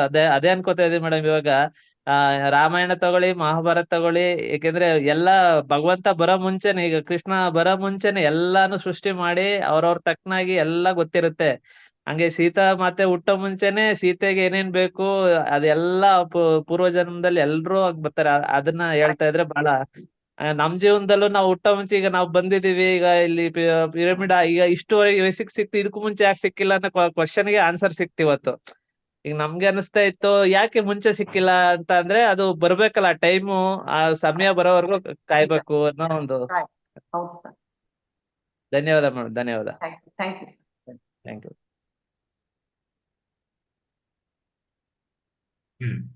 ಇನ್ನೊಬ್ರು ಯಾರನ್ನ ಅನುಭವ ಹಂಚ್ಕೋತೀರಾ? ಪದ್ಮಿನಿ ಮೇಡಮ್ ಮಾತಾಡ್ತೀರಾ? ಅನ್ಮಿಟ್ ಮಾಡೋದಾ? ಮಾತಾಡಿ. ನಮಸ್ತೆ ಮಾಸ್ಟರ್, ಶುಭೋದಯ. ಮೇಡಮ್ಗೂ ಸಹ ಶುಭೋದಯ. ಸರ್, ಕಾರಣಾಂತರಗಳಿಂದ ಅಂದ್ರೆ ಟ್ರಿಪ್ಪು ಮತ್ತೆ ಸ್ವಲ್ಪ ಆರೋಗ್ಯದಲ್ಲಿ ವ್ಯತ್ಯಾಸ ಆಗಿ ಒಂದ್ 15 ದಿವಸದಿಂದಲೇ ನಾನು ಜಾಯಿನ್ ಆಗಕ್ ಆಗ್ತಿರ್ಲಿಲ್ಲ. ಇವತ್ತು ಪತ್ರಿಜಿ ಅವ್ರದ್ದು ಆಶೀರ್ವಾದನೆ ಅಂತ ಅನ್ಕೊಳ್ತೀನಿ. ಸೀತಾಯಣ ಶುರುವಾಗೋದಿಕ್ಕೂ ನಾನು ಇವತ್ತು ಆಗ್ಲಾ ಬೇಡವಾ ಅಂತಿತ್ತು. ಇವತ್ತು ಸ್ವಲ್ಪ ಸುಸ್ತಿತ್ತು. ಇಲ್ಲ, ಧ್ಯಾನದಲ್ಲೇನೆ ಜ್ವರ ಬಂದಿದ್ರು ಮೆಡಿಸನ್ ತಗೊಳ್ದೇನೆ ಕ್ಯೂರ್ ಮಾಡ್ಕೊಂಡೆ ಮಾಸ್ಟರ್ ಈ ಸಲಿ. ಸೊ ಅದೊಂದು ಖುಷಿ ವಿಚಾರ ನನ್ಗೆ. ಆದ್ರೆ ಸ್ವಲ್ಪ ಲೂಸ್ ಮೋಷನ್ ಇದೆ. ಅದು ಏನ್ ಮಾಡ್ಬೇಕು ನಂತರ ಕೇಳ್ತೀನಿ ಮಾಸ್ಟರ್. ಇವತ್ತು ಸೀತಾಯಣ ಶುರುವಾಗಿದ್ದಕ್ಕೂನು ನಾನು ಆಶೀರ್ವಾದ, ಪತ್ರಿಜಿ ಸರ್ ಆಶೀರ್ವಾದ ಅಂತಲೇ ಅನ್ಕೊಳ್ತೀನಿ. ತುಂಬಾ ತಿಳಿಸ್ಕೊಡ್ತಿರುವಾಗ ಅದೇ ಅನ್ಕೊಂಡೆ, ಮುಂದೆ ಹೋಗ್ತಾ ಹೋಗ್ತಾ ನಾವು ಆ ಕಾಲದಲ್ಲಿ ಏನೋ ಆಗಿದ್ವಿ ಅನ್ನೋದೊಂದು ಸುಳುವು ಸಿಕ್ಕರೆ ತುಂಬಾ ಖುಷಿ ಅಂತ ಅನ್ಕೊಂಡೆ ಮಾಸ್ಟರ್. ಇದನ್ನ ಹೇಳೋದಿಕ್ಕೆ ಆಗಿರ್ತೀವಿ ಮೇಡಮ್, ಖಂಡಿತ ಇರ್ತೀವಿ. ಇಲ್ಲಾಂದ್ರೆ ಕೇಳಕ್ ಸಾಧ್ಯ ಇಲ್ಲ ಈ ಒಂದು ಶ್ರವಣ ಅದೇ ಮಾಡ್ತಾರೆ. ಮೇಡಮ್, ಅದೇನೇನೆ ಇವತ್ತು ಅನ್ನಿಸ್ತು. ಅವ್ರು ಒಬ್ರು ಸಖಿ ಅಂತ ಹೇಳಿದ್ರಿ ನೀವು, ಅನಸೂಯ ಇದ್ರು ಅವ್ರು ಮುಂಚೆನೆ ಅಂತ ಹೇಳಿದ್ರಿ ಕೂಡ. ಹಾಗೇನೆ ನಾವು ಒಬ್ರಾಗಿ ಹುಟ್ಟಿರಬಹುದು, ಕಾದು ನೋಡೋಣ ಅಂತ ಅನ್ನಿಸ್ತು ಮೇಡಮ್. ಖಂಡಿತ ತುಂಬಾ ಧನ್ಯವಾದ ಇದು ತಿಳಿಸ್ಕೊಡ್ತಾ ಇರೋದು. Thank you. ಧನ್ಯವಾದ ಮಾಸ್ಟರ್, ಧನ್ಯವಾದ. ಸ್ನೇಹಿತರೆ, ಇದು ಕೇಳಿಸ್ಕೊಳ್ಳೋಕೆ ಒಂದು ಭಾಗ್ಯ ಅಂತ ಮೇಡಮ್ ಹೇಳ್ತಾ ಇದ್ರಲ್ಲ, ಇದು ಕೇಳಿಸ್ಕೊಂಡೋದು ಒಂದು ಭಾಗ್ಯ. ನಿಮ್ಗೂ ಸಿಗ್ತಾ ಇರೋದು ಒಂದು ಭಾಗ್ಯ. ಇಲ್ಲಾಂದ್ರೆ ಎಲ್ಲರಿಗೂ ಸಿಗಲ್ಲ ಇದು. ಆ ಸಮಯದಲ್ಲಿ ನಿಮ್ಗೆ ಏನೋ ಒಂದು ಆಟಂಕ ಆಗಿ ನೀವು ಬರಕ್ಕೂ ಆಗಲ್ಲ. ಅಂಥದ್ದು ನೀವು ಎಲ್ಲರೂ ಇಲ್ಲಿ 58 ಜನ ಇದ್ರಿ ಇಲ್ಲಿ ಈ ಸೆಷನ್ ಅಲ್ಲಿ ನೀವು ಕೇಳಿಸ್ಕೊಂತಾ ಇದ್ರೆ ನಾವೆಲ್ಲರೂ ಭಾಗ್ಯವಂತರು ಅಂತ ಹೇಳ್ಬೋದು. ಖಂಡಿತವಾಗಿ ಪ್ರತಿಯೊಂದು ದಿವಸ ಅಟೆಂಡ್ ಆಗಿ 14 ಎಪಿಸೋಡ್ಸ್ ಯಾವುದು ಮಿಸ್ ಮಾಡಕ್ ಹೋಗ್ಬೇಡಿ. ಆಮೇಲೆ ತದನಂತರ ನೀವು ಈ ಎಪಿಸೋಡ್ಸ್ ಆದ್ಮೇಲೆ ಬುಕ್ ಪರ್ಚೇಸ್ ಮಾಡ್ಬೇಕಂದ್ರೆ ಒಂದು ಸೀತಾಯನ್ ಅಂತ ಬುಕ್ ಸಿಗತ್ತೆ. ಈಗಾಗಲೇ ಇಂಗ್ಲಿಷ್ ಇಂದ ಕನ್ನಡಕ್ಕೆ ಟ್ರಾನ್ಸ್ಲೇಟ್ ಆಗಿದೆ, ಅನುವಾದ ಆಗಿದೆ. ಅದು ನಮ್ಮ ಮಾತಾರ್ ಫೌಂಡೇಶನ್ ಅಂತ ಬೇಕಂತ ತರಿಸ್ಕೊಳ್ಳಿ. ಸೊ ಆದ್ರೆ 16 ಎಪಿಸೋಡ್ಸ್ ಕೇಳಿದ ಮೇಲೆ, ಪೂರ್ತಿ ಕೇಳಿಸ್ಕೊಂಡಿದ ಮೇಲೆ ಆ ಬುಕ್ ಓದ್ರೆ ನಿಮ್ಗೂ ಚೆನ್ನಾಗಿ ಅರ್ಥ ಆಗತ್ತೆ. ಸೊ ಅದು ಇದಕ್ಕೂ ತುಂಬಾ ಪರಿಶ್ರಮ ಮಾಡಿದ್ದಾರೆ ಮೇಡಮ್ ಅವರು. ಇಬ್ರು ಮೇಡಮ್ ಅಂದ್ರೆ ವಿಶಾಲಾಕ್ಷಿ ಮೇಡಮ್ ಮತ್ತೆ ಉಮಾರಾಣಿ ಮೇಡಮ್ ಅವರು ತುಂಬಾ ಪರಿಶ್ರಮ ಮಾಡಿದ್ದಾರೆ. ನಾವು ಆ ಪರಿಶ್ರಮ ಅವ್ರು ಮಾಡಿರುವಂತ ಆ ಕೃಷಿಗಿದೆಯಲ್ಲ, ಅದಕ್ಕೂ ತುಂಬಾ ಧನ್ಯವಾದ ತಿಳಿಸ್ತಾ, ಮತ್ತೆ ಅದನ್ನು ಪ್ರತಿಯೊಂದು ಉಪಯೋಗಿಸ್ಕೋಬೇಕಂತ ನಾನು ಪ್ರತಿಯೊಬ್ಬರಿಗೆ ವಿನಂತಿ ಮಾಡ್ತಾ ಇದ್ದೀನಿ. ಖಂಡಿತವಾಗಿ ಸ್ನೇಹಿತರೆ ಹಾಗೆ ಮಾಡೋಣ. So thank you so much madam, ತುಂಬಾ ಧನ್ಯವಾದಗಳು. ಥ್ಯಾಂಕ್ ಮತ್ತೆ ಯು ಸರ್, ಥ್ಯಾಂಕ್ ಯು. ನಾಳೆ ಸೆಷನ್ ನಾಳೆ ಸಂಚಿಕೆಯಲ್ಲಿ ಮೀಟ್ ಮಾಡೋಣ. Thank you. Okay okay, thank you. ಸ್ನೇಹಿತರೆ, ಸೊ ಈಗ ಇಷ್ಟುವರೆಗೂ ಅದ್ಭುತವಾದ ಸೀತಾಯನ ಮೊದಲನೇ ಎಪಿಸೋಡ್ 1 ಸಂಚಿಕೆ 1 ಇವತ್ತಿನ ಕಾರ್ಯಕ್ರಮದಲ್ಲಿ ತಿಳ್ಕೊಂಡಿದ್ವಿ. ಅದ್ಭುತವಾದ ಅನುಭವ, ಇದು ಮೊದಲನೇ ಅನುಭವ, ಅದ್ಭುತವಾಗಿದೆ ಇವತ್ತಿನ ಮೊದಲನೇ ದಿವಸ. ಸೊ ಮುಂದಿನ ದಿವಸದಲ್ಲಿ ಇನ್ನು 15 ದಿವಸ ಕಾಲ ಸೊ ನಿಜವಾಗಿ ಆಳವಾದ ಈ ಸಬ್ಜೆಕ್ಟ್ ಅಂದ್ರೆ ಸೀತಾಯನ ಇಂಥದ್ದು ತಿಳ್ಕೊಂತ ನಾವು ಸೊ ಒಂಥರ ಒಳ್ಳೆ ಶಕ್ತಿ ಮತ್ತೆ ಒಳ್ಳೆ ಜ್ಞಾನ ಇದರಿಂದ ಮೇಡಮ್ ಹೇಳ್ತಾ ಇದ್ರು. ಪ್ರತಿಯೊಬ್ಬರಿಗೂ ನಮ್ಮ ಜೀವನದಲ್ಲಿ ಬೇಕಾಗಿರುವಂತ ಅಂಶಗಳು, ಎಷ್ಟೋ ಸೂಚನೆಗಳು, ಸಲಹೆಗಳು, ಮತ್ತೆ ನಮ್ಮ ಜೀವನಕ್ಕೆ ಅಳವಡಿಸ್ಕೋಬೇಕಂತ ಎಷ್ಟೋ ವಿಷಯಗಳು ಇದರಿಂದ ನಾವು ತುಂಬ್ಕೊಂತೀವಿ ಅಂತ ಅಲ್ವಾ. ಅದಕ್ಕೋಸ್ಕರ ಪ್ರತಿಯೊಬ್ರು ಗಮನಿಸಿ, ಪ್ರತಿಯೊಂದು ಪಾಯಿಂಟ್ ಕೇಳಿಸ್ಕೊಂಡಾಗ ಗಮನಿಸ್ಕೊಂಡು ಅದು ನಿಮ್ಮ ಜೀವನಕ್ಕೂ ಯಾವ ತರ ಅನ್ವಯಿಸ್ಕೊಂತೀನೋ ಅದನ್ನು ಸ್ವಲ್ಪ ಗಮನಿಸ್ಕೊಂತ ಹೋಗಿ ಪ್ರತಿ ದಿವಸ. ಹಾಗೆ ಸುಮ್ಮನೆ ಹಾಗೆ ಕೇಳ್ಕೊಂಡು ಹಾಗೆ ಬಿಡೋದಿಲ್ಲ. ಸೊ ಅದರಿಂದ ಬರ್ತಾ ಇರುವಂತ ಪಾಯಿಂಟ್ಸ್, ಅಂಶಗಳು ನಿಮ್ಮ ಜೀವನಕ್ಕೆ ಹೇಗೆ ಅನ್ವಯಿಸ್ಕೋಬಹುದು ಅಂತ ಗಮನಿಸ್ತಾ ನೀವು ನೋಟ್ ಮಾಡ್ಕೊಂತ ಹೋಗಿ. ಸೊ ದಯವಿಟ್ಟು ಅದು ನಿಮ್ಗೆ ತುಂಬಾ ಹೆಲ್ಪ್ ಆಗತ್ತೆ ಮುಂದಿನ ಜೀವನದಲ್ಲಿ. ಸ್ನೇಹಿತರೆ ಅರ್ಥ ಮಾಡ್ಕೊಳ್ಳಿ.